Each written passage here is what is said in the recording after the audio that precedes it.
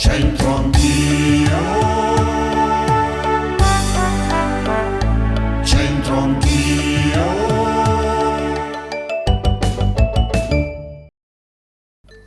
Rieccoci a Centro Anch'io, anche oggi siamo tornati qui all'ingresso del nostro castello per questo proverbio.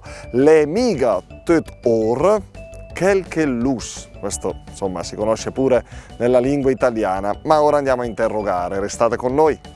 Una bella e giovane signora o signorina? Signora. Signora. E possiamo sapere il nome? Milena. Milena, cara Milena, tu sei bresciana? Sì. Sì.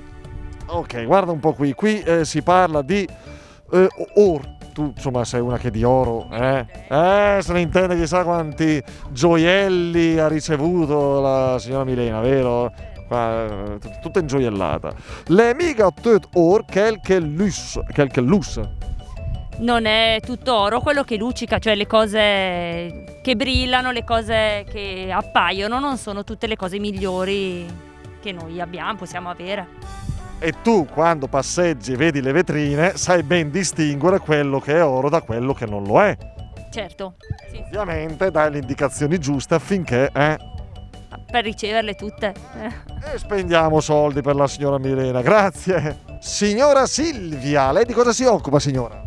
Faccio il medico. Medico ospedaliero o medico di territorio? No, medico ospedaliero. Va bene, ok, possiamo anche dire in che reparto, insomma, di cosa si occupa nello specifico? Sì, mi occupo di camere iperbariche alla città di Brescia, qui in città. Sarà apprezzata, salutiamo anche i colleghi ovviamente, sarà ben voluta e apprezzata da tutti per la simpatia per noi e per la professionalità in ospedale. Le miga tot or quelque lus, cara dottoressa Silvia. Non è tutto oro quello che luccica? Vuol dire che tutto ciò che sembra bellissimo in realtà non sempre lo è. L'hai sentito, lo conosci, lo dici questo proverbio? Sì, più in italiano che in dialetto ovviamente, però sì, ogni tanto. Però l'anellino d'oro, il marito... Sì, l'ha regalato. No, in realtà l'anellino d'oro per il matrimonio no, ma la fede d'oro sì. Fede è un classico, al minimo, è proprio il minimo sindacale.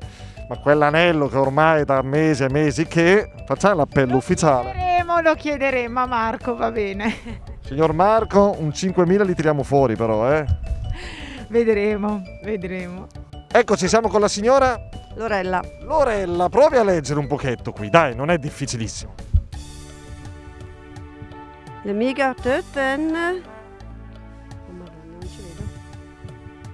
Non riesco a leggere. Le miga tot or quelque lus. Le miga töten che lus. Non è tutto oro ciò che luccica. Intanto noi siamo in un'area cani, c'è un cagnolone qua che mi scodinzola intorno e mi fa pure una certa impressione. Sì, non è tutto oro quello che luccica, signora Lorella, ovvero lei di Brescia lo conosce, insomma, il dialetto. Sì, sono di Brescia. Possiamo spiegare questo detto? Sì, nel senso che non tutto è oro ciò che luccica, non tutto è vero ciò che si vede. In poche parole, dovrebbe essere così.